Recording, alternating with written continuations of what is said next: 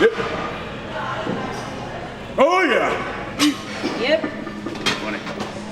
Let's go. Easy, let's go.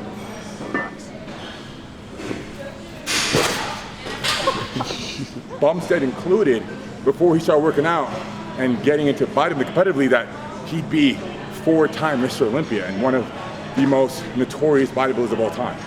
At least what you're, you know what I mean? Because what you're doing, it's a little bit more similar. Powerlifting to bodybuilding, arm wrestling, it's all based stuff.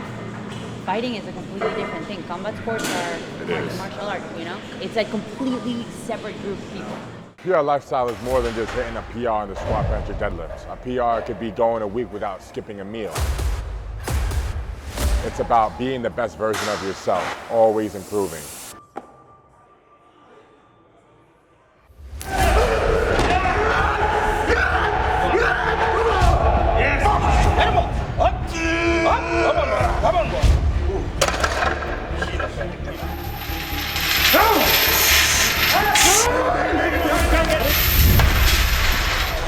Come on, somebody out there sitting working harder than you. No! Oh! No! Somebody working harder than you. Hurry up, baby! Let's go! Oh! Somebody gonna outwork you. Somebody outwork you right now. You versus you.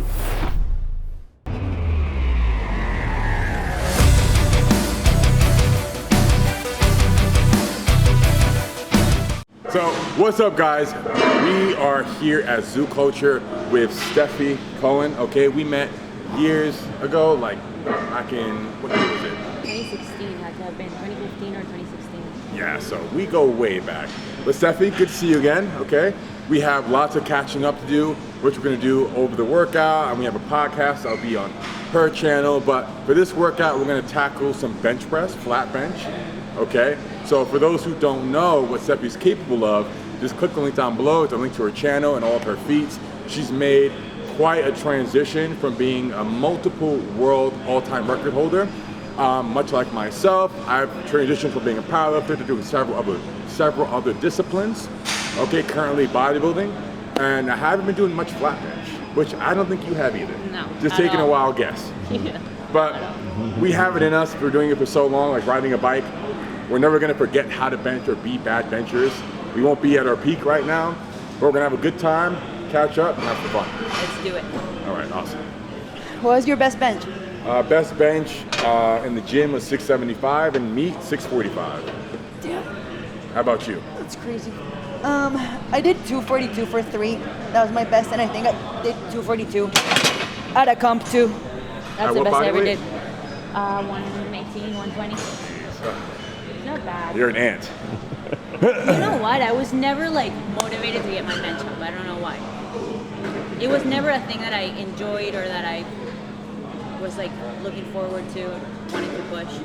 But it's such a big part of your total, though, right? So It is not yet. yeah. You said it is? It is. It is For a big you, part. bro, because you bench 600 compared to my deadlift and my squat, it was nothing. That's pretty 500 plus, 500 plus, and whatever the fuck I didn't bench was whatever I didn't bench. I honestly was always just trying not to bum out. Okay. I was trying to get my first bench. If I got my first bench and I was in, I was happy. Dude, because I struggled with like my butt coming off the pad a lot. And getting red-lighted for that. Getting ready for that. I struggled with like an uneven lockout. I don't know.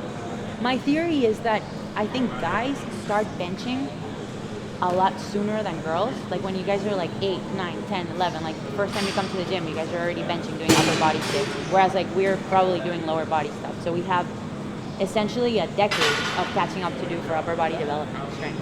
If you're at the gym at 8 years old, you're fucking killing it. You're having a major head start, even at 11. Right, 12. 13. I got in at 14, and that's 14? super early for most. But the first thing I started doing was bench press, so you are right.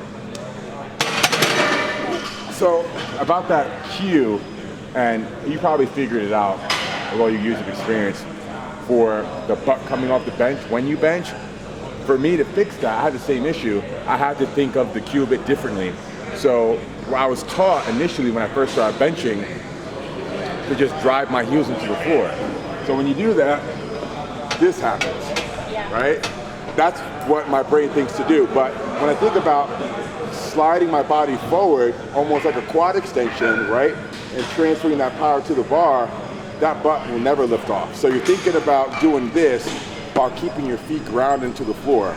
So it looks like this versus like this. So once I figured out that cue of like thinking of the leg drive as like a leg extension, it never happened again. Because really the leg drive is just to increase the amount of tension that your body can generate, right? And obviously helping you push up a little bit, but it's not a hip thrust plus a press. Right, exactly.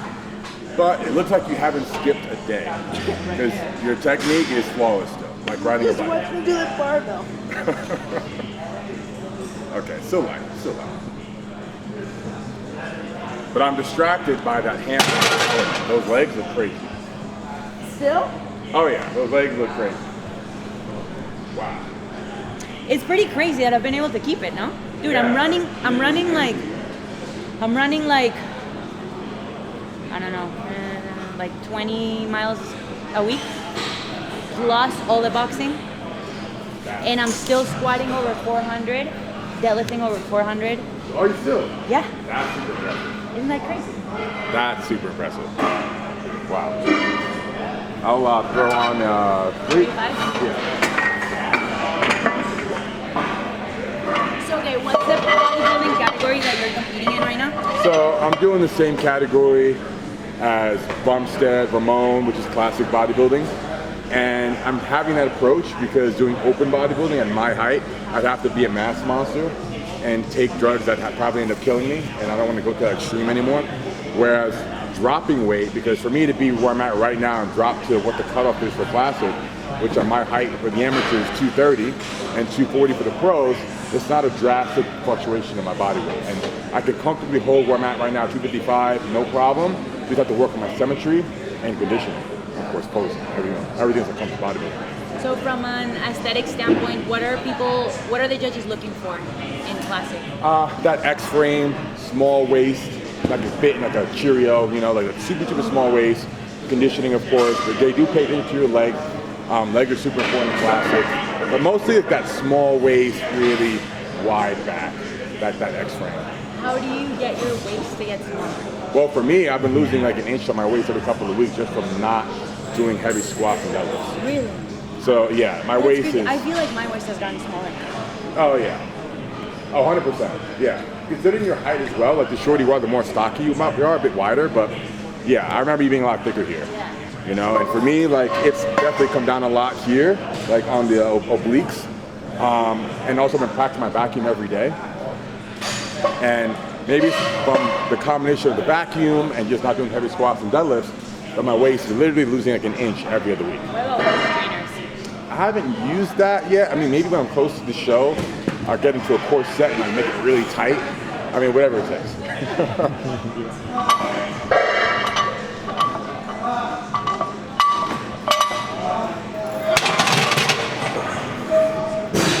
The knowledge of training that you need to have to be a good bodybuilder is insane.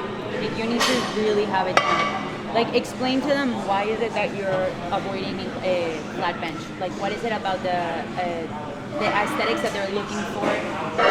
Right, that's a great question. So they're looking for symmetry, and coming from a powerlifting background, I have a very overdeveloped lower chest from all the years of making flat bench a priority over everything else. I have been genetically gifted to be lean and look like a bodybuilder, but that was never a priority.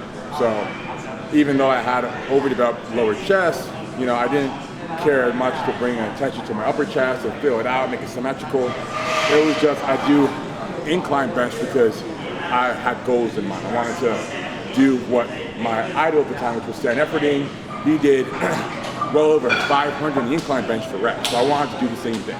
And he was doing that as an IFBB pro. So he was my motivation. So I wanted to do what he did. I eventually ended up doing that, but not the pro part. So that's what I'm working on right now. And just overall symmetry, conditioning, gracefully posing on stage, charisma, these things are super important for bodybuilding that when I was on stage back in 2018, I wasn't addressing. I was just lifting heavy, basically going on stage as a powerlifter. Getting lean, like following the diet, but my training and the posing, it wasn't as a bodybuilder should train and pose. So that's where I'm making up ground now, and I'm loving it. Yeah. I think like a lot of people tend to oversimplify bodybuilding. Oh, it's just, you're just going to the gym and working out a lot and doing a lot of reps, but it's like, If only. it's such a science. It's not, so as a powerlifter, I was focused on moving the weight from point A to B.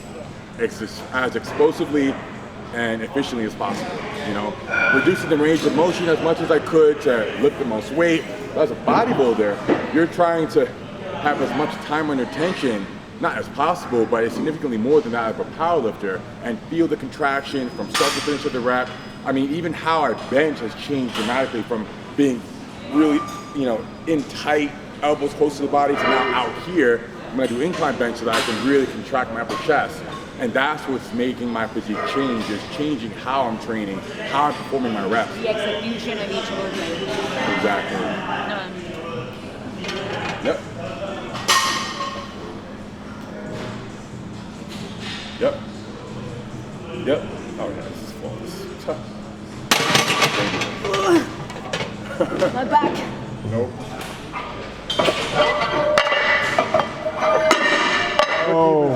Such a noob. I stopped caring about that shit a long time ago.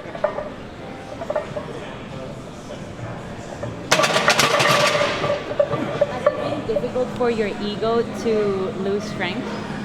So, if I was doing this a few years ago, I'd say absolutely. But now that I'm burned out doing powerlifting for now, hitting PRs isn't what drives me anymore anyway. So I'm not concerned about how much weight I'm lifting, because that's not what's motivating me to push forward anymore.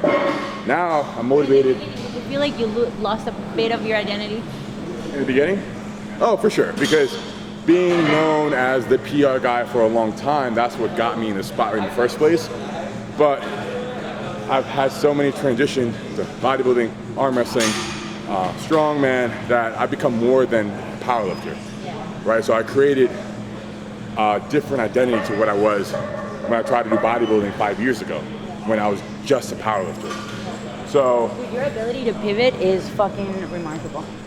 well, you're saying that about me, but what about your journey into boxing? And not only are you just, did you transition to boxing, but it's like your career now. I mean, you have a fight coming up on June 9th, right? But in terms of like the following, I do find it difficult to kind of convert the lifting fans into fighting fans. At least what you know what I mean? Because what you're doing, it's a little bit more similar. Powerlifting to bodybuilding, arm wrestling, it's all based stuff. Fighting is a completely different thing. Combat sports are martial arts, It's a completely separate group of people. People who are into combat sports don't know anything about what happens inside the gym, about fitness. But do you think you've lost a lot of that fan base that follows you because of your feats of strength? Or do you think they're sticking around just to see what you're capable of? I don't know. Maybe a mix of both. But it doesn't feel yet like it's caught on. Gotcha. Well, when you make a transition, I believe people become interested when you're at the top. At the top, yeah. When you're at the top of boxing, I'm at the bottom. and you have that resume of being a world record powerlifter, that's when it's gonna be like, wow, you're different. For sure. I just need to start knocking bitches out, That's it, 100%. Fuck. And they don't have what you've accomplished on you. You've had multiple world records, and you've about to be knocking bitches out. So that would just add so much more to your resume and your status. I'm gonna try the cue you just told me. Yeah, try it out. Like a leg extension. Okay.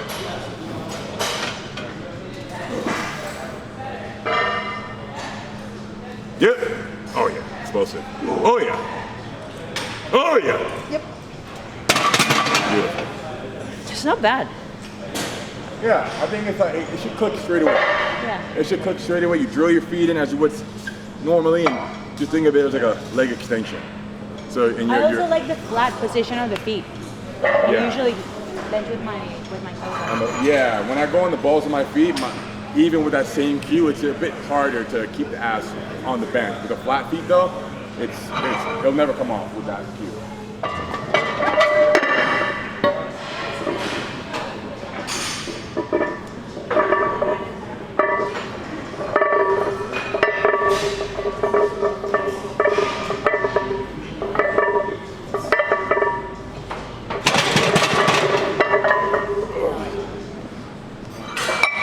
boxer? So you're still squatting and pulling over 400. So is it because you think you haven't stopped doing those lifts, you're able to keep them up so high? Or have you changed your approach to how you train them as a boxer? Both, yeah. I mean, I'm consciously trying to keep my lower body strength. Boxing is, as much as you're punching with your upper body, it all comes from the ground, right? So it's all pushing off from this leg, transferring over to your hips, and being able to kinetically like shoot it on your arm. So I'm consciously making an effort to try to maintain as much lower body strength as I can. But honestly, it hasn't taken a lot. Like I just make sure that at least once every 2 weeks, I'm touching something relatively heavy. Like even if it's just 3 plates for a few reps, 3 plates and a quarter, something like that, or box squats. But it doesn't take a lot. It's funny because when I was doing powerlifting, I was so terrified of skipping sessions. So scared. I wouldn't skip a single session because I would think that it was going to ruin my progress and that I wasn't going to get stronger and whatnot. And I mean, I think powerlifting is one of those sports that you really need less than what you think. You need less stimulus than what you think. You need to give your body enough time to really adapt and recover from each session to see the benefits of what you've been working on. All right. Yep. Oh yeah. Whoosh. Yep. Whoosh. Yep. And yep. Fuck. I tried so hard. Oh yeah. Well done.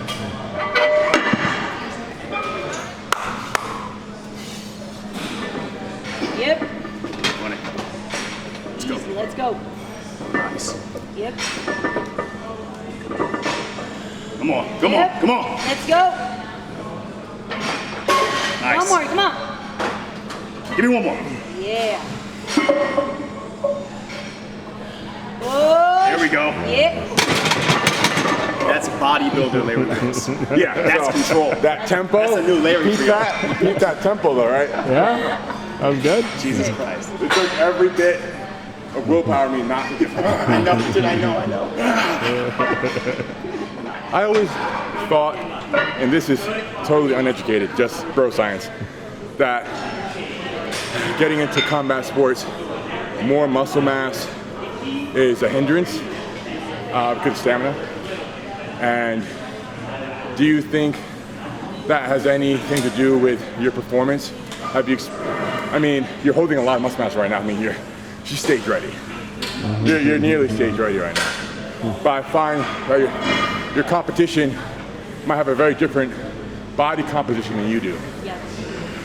Much higher body fat percentage, nowhere near as much muscle mass. And do you think that gives them an advantage? Or do you think your additional muscle mass gives you an advantage? So I think the statement of more muscle mass makes you less able to perform or less conditioned in a combat sport is too polarizing. Like there's no such thing as good or bad. Like this whole debate reminds me so much of when I was doing Olympic weightlifting and I started doing powerlifting. So Olympic weightlifting is snatch and clean and jerk, that's it. And during that time period, I started incorporating bench press and heavy deadlifts and heavy squats as well. And I got a lot of criticism from the Olympic weightlifting community because they would claim that it was gonna make me slow, it was gonna fuck up the positions of my lift, it was gonna make my shoulders tight and myself immobile. And the reality is that as long as you're practicing the skill that you need for your sport, you can absolutely use that strength, that muscle mass to your advantage. So it'll take me a few more years to essentially turn the muscle mass into conditioned muscle mass, like muscle that is actually aerobic, that has the ability to clear lactic acid, that has the ability to sustain energy for long periods of time. Right now, it's not there. Right now I am struggling with that portion, the condition. But it's not necessarily because I have muscle mass, it's because I have muscle mass that is not conditioned for the sport. There's a difference. But look at Mike Tyson. Like Mike Tyson used to fight 15 rounds. Right. Great example. And he was jacked as hell because he conditioned that muscle mass for that sport. And I'm sure I can do the same thing. Like I'm not planning on letting all this hard work go to waste, you know? I want to hold on to as much lean mass as I can, obviously within reason, but I'm coming down from, so when I first started doing boxing, I was sitting at like 140, like 135, 140, my heaviest. Damn. And I'm weighing 120 right now. And on your frame, that's what, maybe 15, 20% more muscle mass you had? Yeah. That's very significant. That's like me being at 290. Yeah, it's a lot. But, and yeah, my next fight is at 112. And there's so much of what you said that holds true, that you need a few more years. And for those watching, trying to understand how can one transition from one discipline to another, is that it's just simply time put in. When I did my first 3 years of powerlifting, I was getting injured left and right. I was bombing out of several meets, rage quitting. I remember bombing out of one meet. I literally walked out with my friends. I was so upset. You know, this was like my first 3 years. So what does that mean if I was to transition to another discipline like strongman or bodybuilding, boxing? Those first 3 years, maybe less, maybe more, but several years it's going to take before you start perfecting that craft, just like, you know, you did with your primary discipline. Like for me, powerlifting, I have 10 years in the sport. So naturally, after so much time and energy put into it, you're gonna get good just by consistently making it a priority. So when I think of bodybuilding, I don't think, okay, I'm gonna do one prep, one show, 2 shows, and be at the Olympia stage. No, just like the other guys on the Olympia stage, look how they looked before the Olympia, before they got started. You would never expect most of the guys, and Bumstead included, before he started working out and getting into bodybuilding competitively, that he'd be 4-time Mr. Olympia and one of the most notorious bodybuilders of all time, right? So it is really down to how much time and how much you make it a priority. So it's only a matter of time before you reach where you want to be. And being patient, you know, Yeah. it takes time. Like, especially if you're coming from the top of another sport, like you did as well, like from powerlifting, and then having both your own expectation of where you have to be or where you want to be coming into a sport, and then also the public's expectation of where you're supposed to be, because people are used to watching you perform at a level, right? Right. And that took a while for me to understand and to come to terms with the fact that it's not one training camp or 5. It's going to be 10 training camps, 15 training camps before I'm like comfortable doing 6, 8, 10 rounds, you know, before I'm like, I feel like a boxer, like I feel really conditioned. And that's, you know, it's tough, but it is the reality, and it's what it takes, you know, to turn the body from one thing into another. It just takes a long time. But as long as you enjoy the process, it's the journey that's the best part. And once you get to where you want to be, like I did in powerlifting, it's like, okay, what now? I just keep beating my own records. Yeah. We're competitive, right? We want to compete against another person, not just ourselves. I do love the phrase you versus you, but it's really you versus the next person that you compete. yeah, fuck that. You know? It's me versus everybody else, motherfuckers. Exactly. It's not just you in the sport, it's like everyone else. Let's see how inefficient all this muscle mass is with some agility training, right?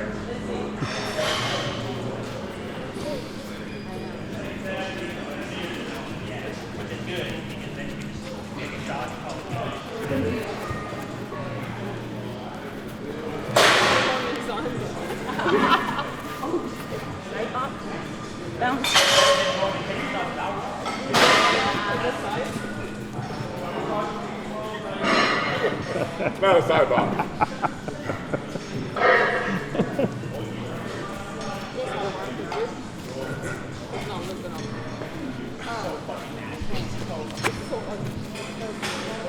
So cute. Down there. I almost hit the ceiling.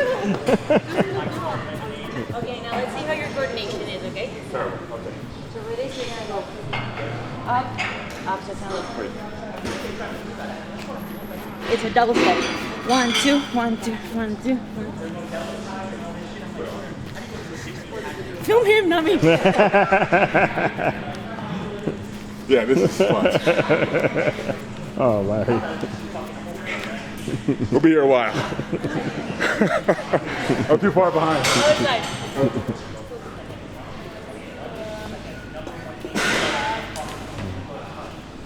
There you go. Yeah. Better? This side's a little better. That's gonna be tough.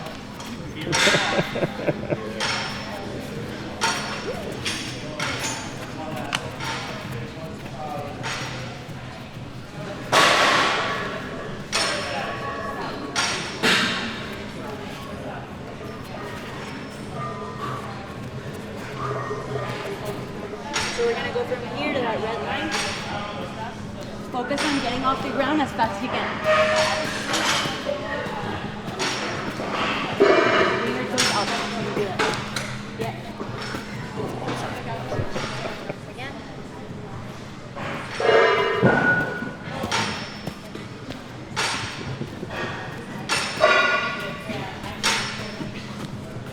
We're gonna go from here to here. Yeah. Where you're gonna go like this, halfway through. Once you reach halfway, you're gonna speed it up as fast as you can. And then you're gonna go back, regular speed, speed it up. No? Yep. Speed up. Yep. Regular speed.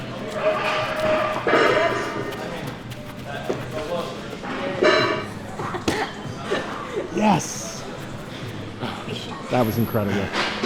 Wait. From where to? Still. Oh, from the. Here, The here, four. here, here. Okay. I was gonna say, We're what? gonna do hardcore here. Yeah. Yes, she says.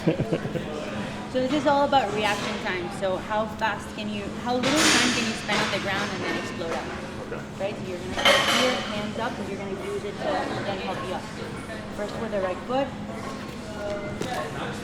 Down and left. We're gonna do 3 per second. Wait. Hands up. Yeah. Yep.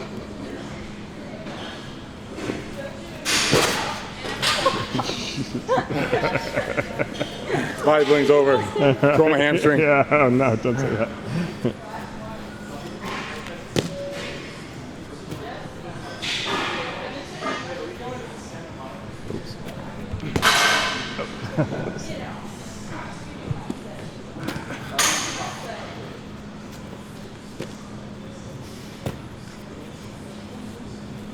That's pretty good. I'm actually impressed.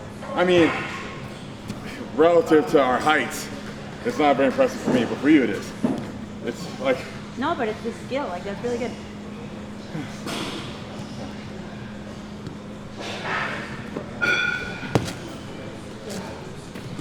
This front leg is just here so that you land and it It's not necessarily like doing anything here.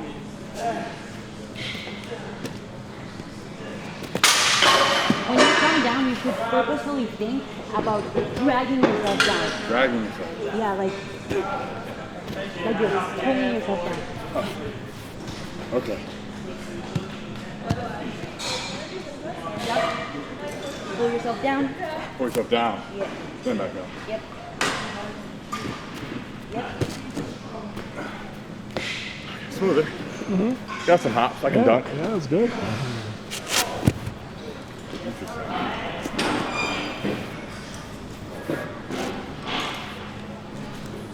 I'll hold it in place. Oh shit. What? I genuinely didn't know I could do that. Oh shit. You can fly, basically. That's pretty sick. Did you catch that? That's fucking. That's damn near like shoulder height for you. That's really good. You did what, 12? You're going higher. Okay. That's good. I'm gonna eat so much shit.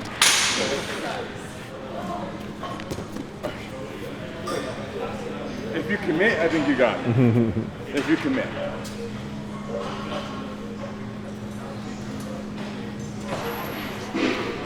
Oh shit. Yo, it was so close. That was really close. Though. I have it higher. So we'll see you in 30 minutes, right? Because it's a powerlifting day. 30 minutes between sets. You remember Kevin Oak? His rests were literally 30 minutes. But it was training how you play. In competitions, you can have 40 minutes between everyone in your flight going. So he was training for that condition, which was smart. I have never seen a more sketchy rack than Kevin Oak. Yeah, what was up with that? Every single time. Was it like too high maybe, or? I don't know. The walkout was sketch as fuck. Seriously, this guy would walk out the bar like, I don't know. It looked like the bar was just gonna make him collapse, Yeah. break in two, and then he would just rep it. Yeah, Insane. yeah, literally. Come on, you got this. No problem. Oh, Does that count? look at that. That I mean, counts. that's the question. How did you do that? I'm counting that. That was like the best fail for a vertical ever. Run through it twice, right? Okay. The first movement's gonna be a landing press. Okay. Run an explosive one, so it's not like this. This one, it's gonna be like this.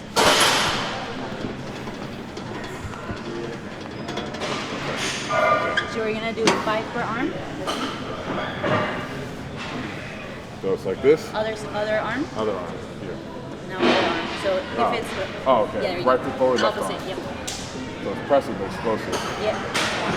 Yep. Get your front foot a little bit more forward. Yep. Yep. Yep. Yep. Yeah, there you go. Yep. There you go.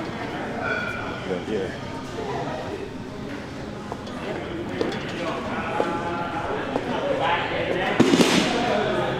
When you throw it, Yeah. you can rotate, but don't let this foot come back. So the whole goal is to be able to do this. Like this is the movement pattern that we're doing. So my feet are staying planted. Yeah. Okay. Well, planet-ish. Like you are using a little bit of ground contact and elevation to throw the bar around, but don't let the foot come back.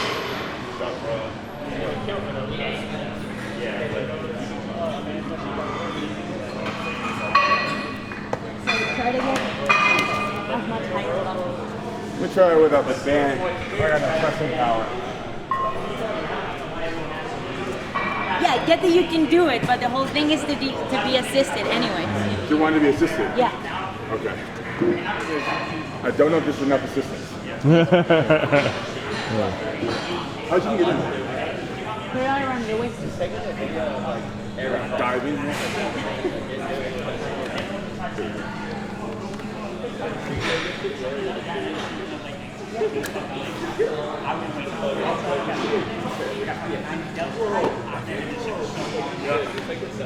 This is honestly an experiment for my own enjoyment and entertainment. I just want to watch Larry do weird shit. It seemed like that. Okay, you know?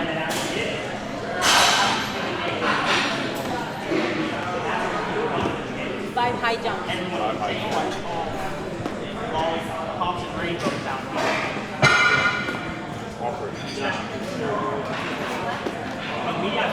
One after the other. Yep. Yep. So a little bit kind of different movements, obviously, when you're training for a sport versus when you're training for just to develop strength specifically. Like, my biggest challenge with it has been going from being so used to moving in one plane, so just in the sagittal plane, just up and down, to being able to use that strength in the transverse plane. So it's been a big learning process. Like that movement, for example, shows you a little bit of what I'm talking about, right? Like your leg strength is nothing if you don't know how to properly use it and transfer it over. So a lot of these fighters actually lack so much strength. Like they're ridiculously weak. It really is. It's crazy. They don't even lift. They don't even lift, They but don't they even punch lift. hard as fuck. They don't even lift, but they punch hard as fuck because they know how to use that rotational strength, that transfer of power from the ground to their hands. And that's what feels for spending so much time, like you said, in one plane for squats and deadlifts, just literally forward and back. Going to the side, my body's like, no thank you. Yeah, it feels awkward, No. right? And weird on your back even. Yeah. It was very unnatural. But it's not that because you lift, you can't move athletically. It's the fact that you don't move athletically is what makes you unable to move athletically. That's but you right. can 100% do both, you know? Absolutely. Dude, look at Jiu-Jitsu. Yeah, oh, perfect example. Like, seriously. Middle splits, acrobatic. And when I was doing strongman, there were lots of agility training because in strongman, a lot of it is head to head with another person simultaneously and like racing. And you have to be coordinated, picking up the objects that aren't like perfectly weight balanced and moving side to side, shuffling. So it didn't take very long to get that coordination, but to get fast is what takes time. And to have the stamina to go on performing at 100% versus, doing it for like 5 minutes, burning out, versus doing it for like 30 minutes, 40 minutes. I completely forgot that whole era of your life. Strongman era. Yeah, it wasn't very long. It was short-lived because I got this, which I definitely arguably made it look better from the right angle, but it was that learning curve in the sport. I just didn't have that drive to push through those injuries because there's a learning curve in every discipline, but with strongman it's especially large because you not only are you lifting literally over 1,000 pounds on most of the movements, squat, deadlift, yoke carry, picking up Atlas stones. It's very unorthodox and it's not as calculated as a squat, bench, or deadlift where you can have a perfect setup and environment every single time you perform the lift. And strongman, maybe you're doing it outside and the weather's not right, it's a bit too cold, you're not properly warmed up, maybe the floor's a bit slippery. So I wasn't willing to push through that. I had one permanent injury that now potentially is gonna ruin my bodybuilding trajectory. We're gonna do it anyways, this is where I can go, but Can you reattach it? I can't because it was tendon from muscle, you know? But my coach tells me that it can be hidden. I don't have to do a side chest from here, for example, I can do it from here. From here, it's not so visible. Because I'm peaked up here as well, so we can mask it. I mean, C-Bump won Olympia with the torn bicep. He took first place overall at the Olympia with the torn bicep. So to say it's gonna be a major factor where I can end up is hard to say. Obviously gonna play a role, but I'm gonna do it anyways because I want to have a big transformation. And this transition is giving me fulfillment. You know, it's got that fire under me again. You think you can beat C-Bump? No. If I beat C-Bum, it's because he's retired, but that would mean I have to beat his 4 in a row record. Probably gonna be 5. So he's goated, you know. Yeah, he's goated. But I want to make it to the Olympia stage, you know, and I'm in no rush to do it. Please follow her link down below. She has a fight June 9th here in LA. If you're in town, get a ticket, watch her live. Also, one of her fights over in Dubai, it was electric. Highly recommend it. You made a beautiful transition, and I feel we can share that same passion and just challenging ourselves in a new way, right? And we're not in a rush, we're enjoying the journey. And I believe that's the advice we can pass on to you watching. If you're getting, you know, a bit burned out with your discipline, whatever that is, try something new. Hell yeah. We'll see you guys very soon. Take care. See ya.